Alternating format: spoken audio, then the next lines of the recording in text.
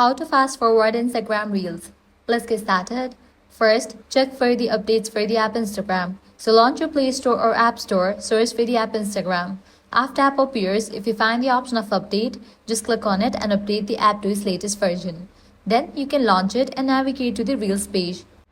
Now, navigate to the reel that you want to fast forward. What you want to do is hold down the right side of your screen while the video is playing. This will instantly speed up the reel to 2x. Release your finger to go back to normal speed. It's perfect if your video feels slow or you just want to skip ahead faster. That's it. Super simple and super useful. So this is how you can easily fast forward Instagram Reels. If this guide helped you out, do not forget to like, share and subscribe. Thanks for watching.